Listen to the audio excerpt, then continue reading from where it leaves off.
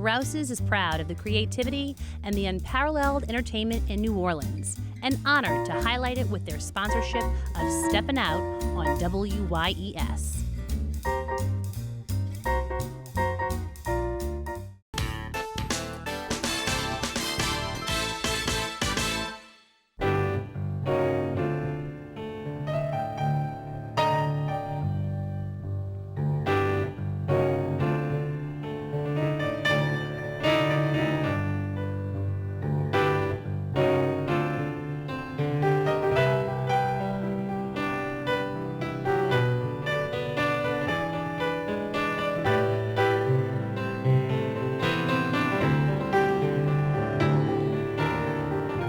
Peggy Scott Laborde, and welcome to Steppin' Out, with updates from the local restaurant, arts, and entertainment scenes.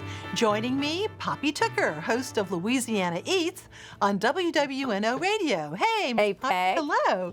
New Orleans-based actress Idella Johnson, whose new film opens in New Orleans this weekend and is opened nationally as well this weekend. So good to see you. Welcome, Idella. Hi. And you've been on our show before, because of plays that you've been in the past, but this is the first time for a movie. I'm really excited. Yeah, congrats. Alan Smason is with us, theatercriticism.com, and the Crescent City Jewish News. Hey, Mr. Allen. Peg. Hi. Poppy, news from Cochon Restaurant. Well, I found this irresistible, and I suspect some other folks might too. This is something you're not going to see in other restaurants. Cochon announced that on Fridays and Saturdays, they're going to be offering a slow-roasted half pig's head dinner.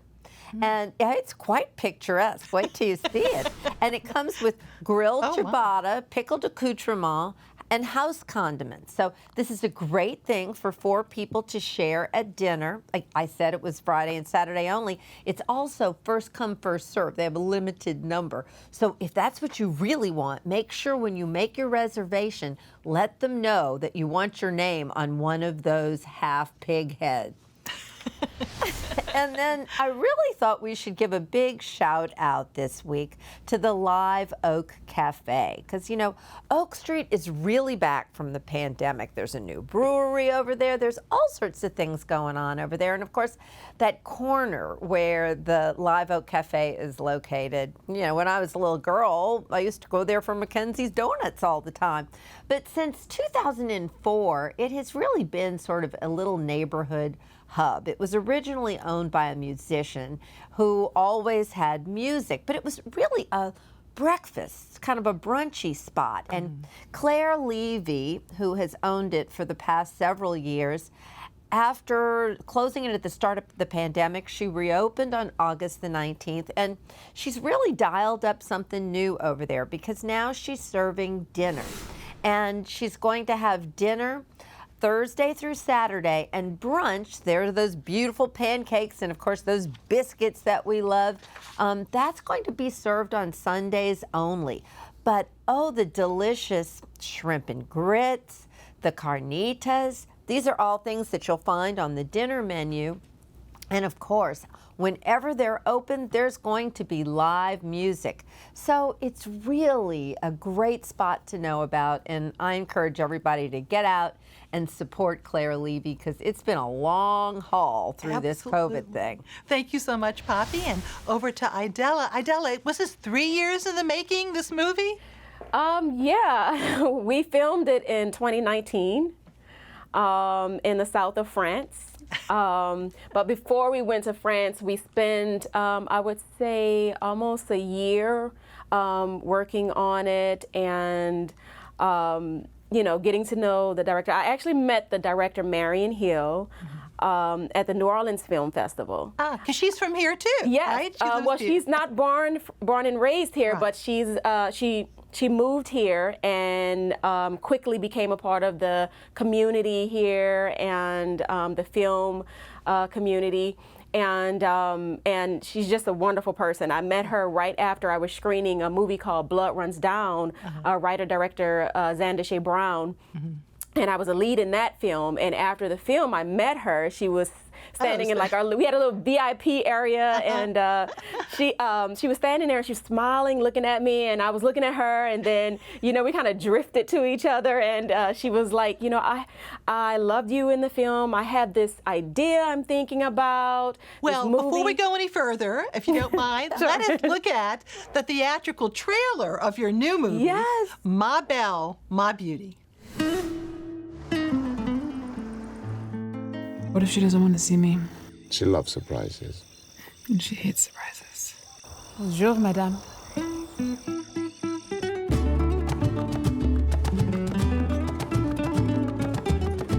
What are you doing here, Lane? You disappear, never call, and after 2 years later, you just show up to see if I'm okay? Hey, here are my girls. Hey. Were we always fine sharing her? It could be challenging.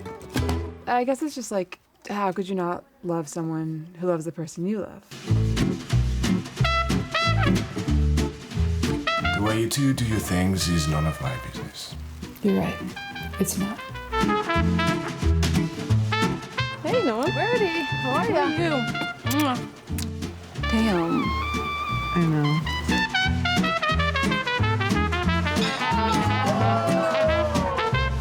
You're different when Lane's here. What the hell happened in your life that made you wind up here trying to get back into mine?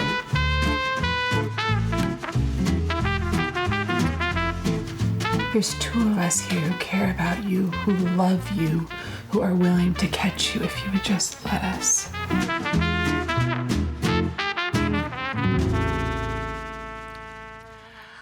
Adella, this is so exciting. At the Broad, opening Friday at the Broad. I've seen the promo so many times because I'm at the Broad a lot.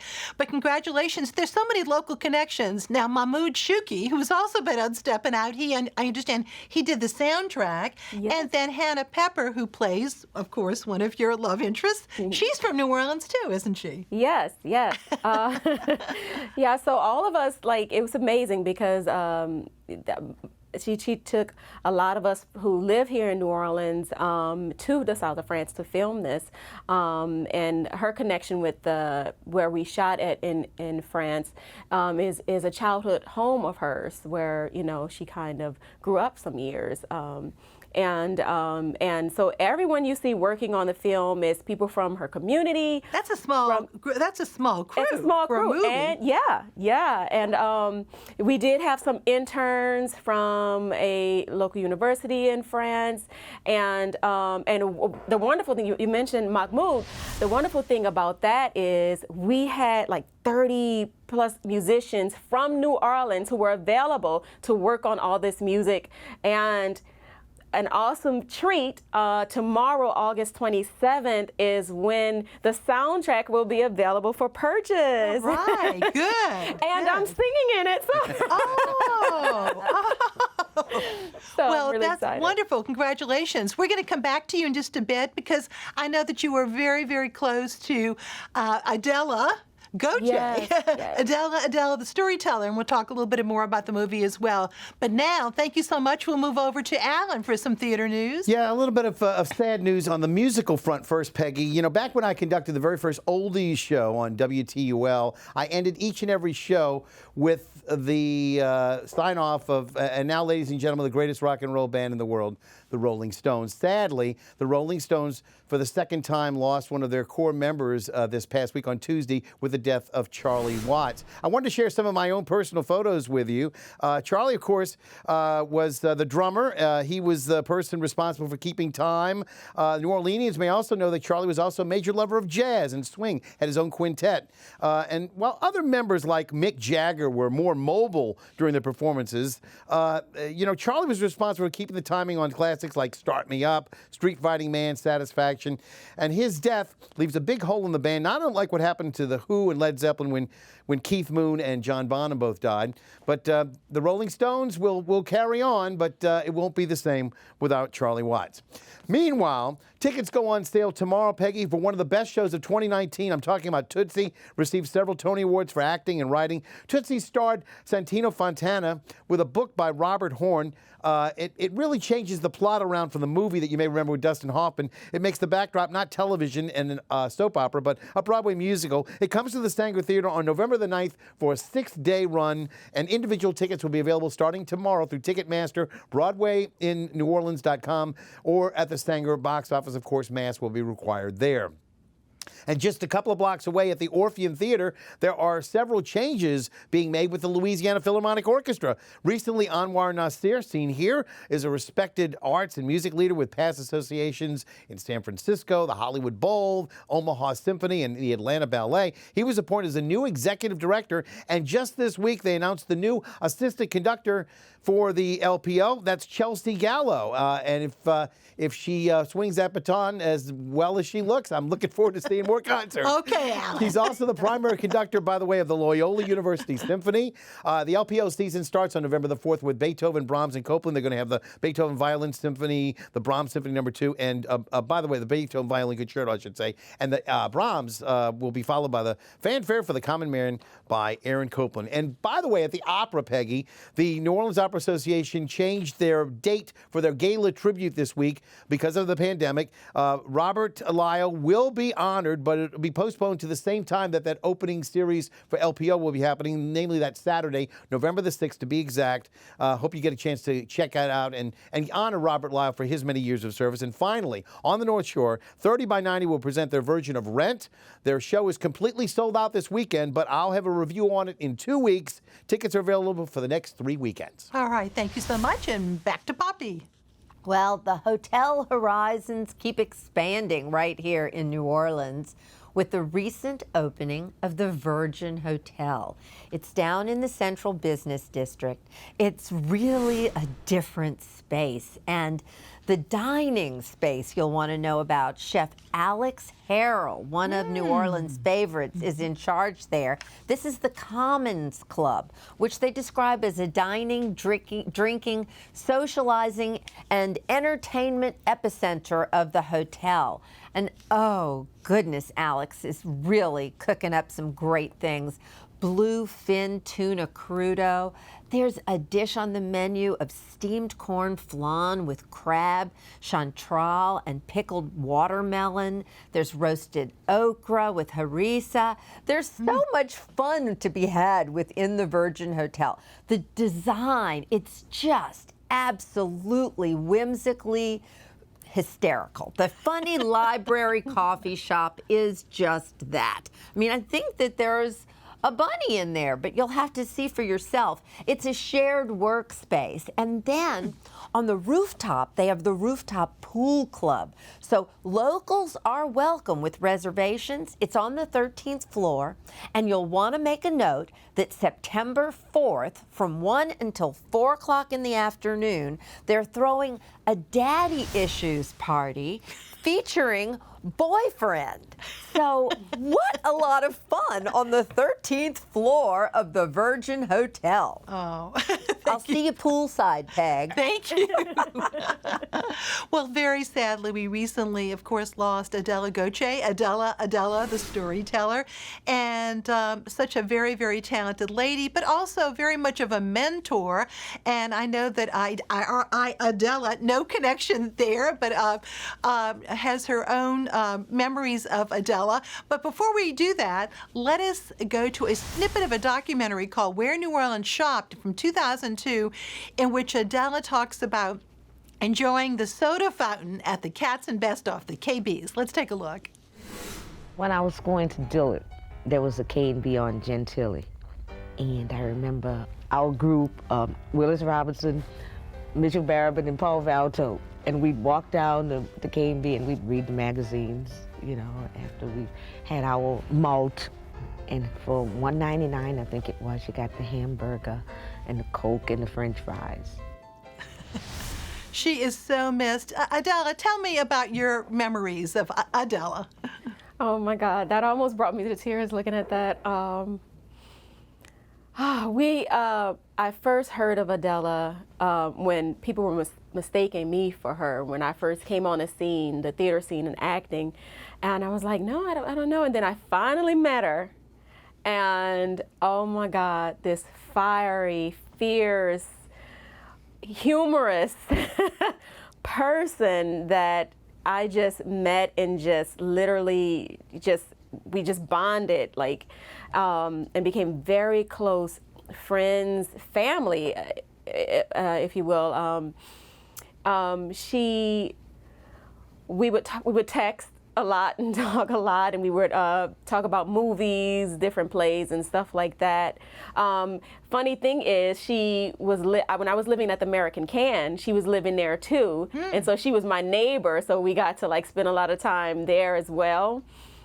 But one of my favorite memories of Adella is her singing Santa Baby. You know, she loved to do these Eartha Kitt impersonations and stuff like that. And so she's just really, really fun. She's like a mothering mentor figure, who I can talk to about anything. So it was kind of, losing her was a huge loss Absolutely. And sort of like a mother to you. And of course, she was a mom. She her children. Yes, her beautiful Judge daughters. Tiffany Chase. And yes, Tiffany and Amber. Yeah. So, she is somebody who easily could have played the grande dame and been snooty, but she was anything but. Yeah.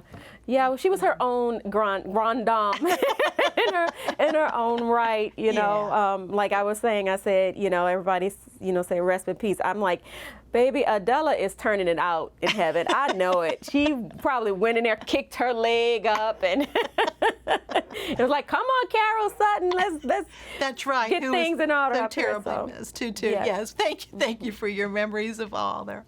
And back over to Alan. Well, Idella has been a guest on my show on NOLA Theater Talk, but last year I had the Dashiki Divas on in memory of Theater, what was going on at Dashiki and Free Southern Theater, and the first two guests on the show were Carol Sutton and Adelle Gautier.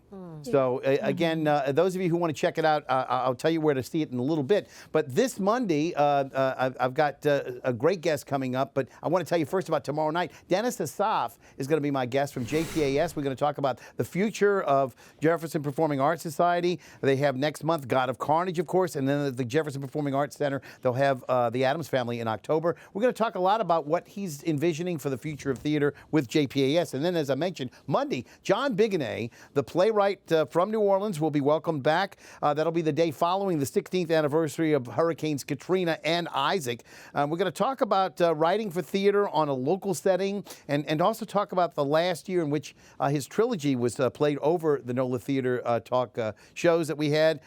Enjoyed those live readings. Now, if you want to check out any of those past shows, here's where you can go. Either the NOLA Theater Folk Facebook group if you're a member, theatercriticism.com Facebook's page if you want to check that out, or better than that, they're organized very nicely on YouTube, on my own YouTube channel. You can check it out there.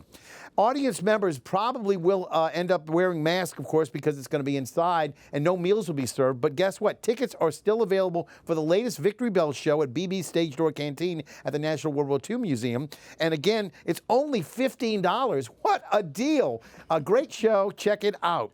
Now, because of the pandemic, Peg, the Edinburgh Fringe Festival has really upped its game in live streaming this year. If you're interested in seeing any of their pieces that are available, check them out. The times may be a bit early in the day because, of course, they are 6 hours or so ahead of us. But check it all out at edfringe.com if you're interested in seeing any of those shows. And those familiar with Dominique Morisseau may know her as one of our great playwrights. She wrote the book, of course, for the current hit, Ain't Too Proud, The Life and Times of the Temptations. Well, Signature Theater is showcasing 3 of her works. The first is going to be starting up with Detroit 67, a commentary on the summer of love elsewhere that was really a summer of riots and fire in Detroit. Check that out at their site. On-demand tickets are just $35. All right, thank you so much. And now it's time for our Picks of the Week. Poppy. Oh, Peggy, on Saturday, I'm hosting a free Poppy's Pop-Up virtual Drag Brunch and Drag Queen Story Hour with New Orleans Public Library's very favorite, Laveau Contraire. We're going to be accepting donations for Crescent Care and for the New Orleans Public Library. And then if you need something in person, we're having a Poppy's Pop-Up Drag Brunch at Tujague's on Sunday. So pick your choice, go virtual or in person, but it's drag brunch all weekend. All right, Adella, what's up next for you? Well, I'm going to be working on another film with Xander Shea Brown, who was the writer and director of Blood Runs Down. We did so amazing with that. We won awards, traveled all over in different festivals, and she has a new project coming out, Benediction. So we're going to be filming that first week in September. So I'm looking forward to that. And yes, all weekend we're playing at the Broadway Q&As to follow. So make sure you guys. Good. And congratulations! I love the fact that you can do all of that and still live here. Yes. You know, that's very special too. Yes. Congrats. Thank you, Alan. Peggy, for those that missed my special recommendation last week on Rick McKay's wonderful documentary on Broadway that's titled Broadway Beyond the Golden Age, of course, I want to reiterate how special it is. Rick died 3 years ago, but his fellow producers were able to hone his material and have another documentary. We'll follow this one coming up, but you can see this production right now on 13.org. That's the anchor station for PBS, or on the PBS Passport application, and you'll probably be able to see it on Channel 12 coming up on Great Performances. I'll see you at the theater. Thank you. And Alan, may I just say amen? I did see it on PBS Passport. It is so excellent. So many incredible interviews because he'd been working on it for a long time. He's got some great stuff. But thank you. Now it's time for my picks. All right. Saints linebacker Demario Davis and his wife Tamela are providing their third free meal on Friday, this time at the Kenner City Hall Pavilion on Loyola Drive, 6 to 8 p.m., but you have to sign up at devoteddreamers.org. Vaccines will also be available. Doors open at 5 p.m. This summer, my husband Errol and I took a tour. We started out in Phoenix, totally enchanted with the saguaro cactus. Yes, the one with the arms. Didn't know that it takes 80 years to grow those arms and that the cactus is often a haven for birds and bats. Spent some time at the Grand Canyon, majestic as ever. It encompasses almost 300 miles, is 18 miles wide and almost a mile deep. On the south rim of this national park is the El Tovar Hotel, built in 1905 to resemble a Swiss chalet. We had breakfast there. It was great. Another trip highlight included Monument Valley, and that is the valley known as the famed backdrop for many Hollywood westerns. And we took a gentle rafting trip, emphasis on gentle, on the Colorado River near the Glen Canyon Dam. The sandstone gorges provided an incredibly dramatic landscape.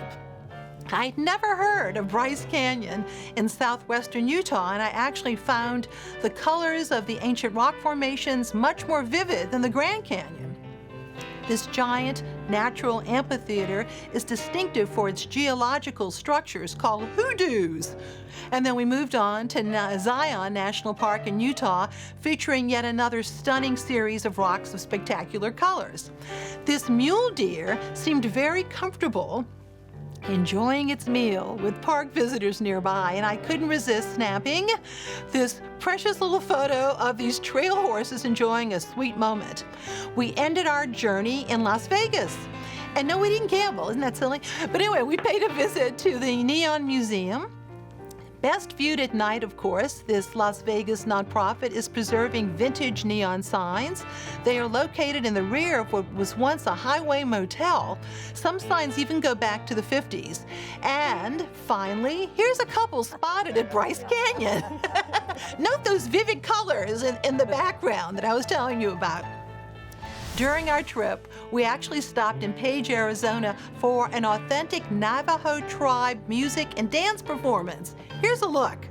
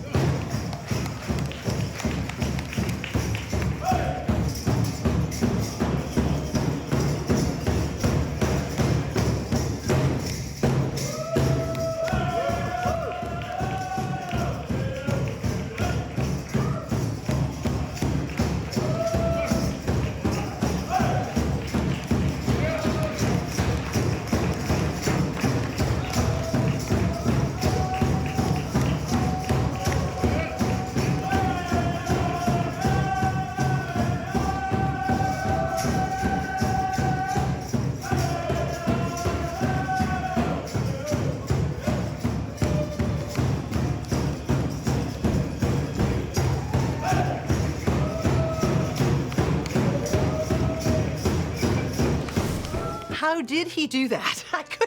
It made me think about the Ed Sullivan Show and how people could do all this stuff.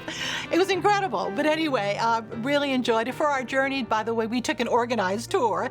And when you feel the time is right, I've got to really recommend some or all that I mentioned of the great outdoors. We don't get to the great outdoors very often, so we were delighted to be able to do that. Before we leave you, though, I want to go back to Idella for a second. Idella, I know you went to Delgado and Loyola. I mean, you've been in a lot of plays in New Orleans, haven't you? And I know Alan knows that, right? Yeah, I went to Delgado for music and theater, and I worked with the late Timothy Baker, who's also a mentor of mine, and then transferred over to Loyola University and continued my degree in music there. So yeah, and then after that, well, all through that actually, I've been doing plays and stuff around the city, and La Petite Theater, Southern Rep, Mid-City Theater when that theater was open. Oh, I remember it well. Yes, but singing too, that's the thing. And I've been singing all of my life. Started off with gospel and soul, and then moved on to classical and jazz, and learned rock music when I started doing musical theater. And so yeah, that's been really, really fun. And yeah, really cool. I get to sing in a movie as well. So you do? Yeah. Oh, okay. Well, that's incredible.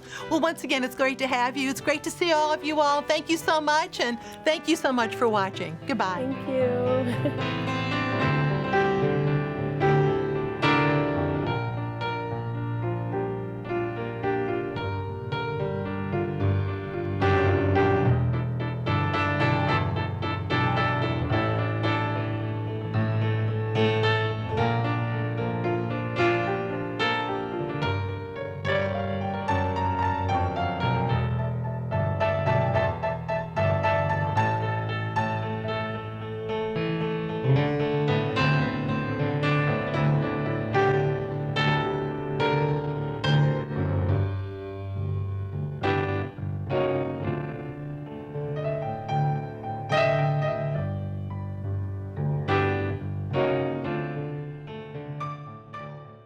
Rouse's is proud of the creativity and the unparalleled entertainment in New Orleans, and honored to highlight it with their sponsorship of Steppin' Out on WYES.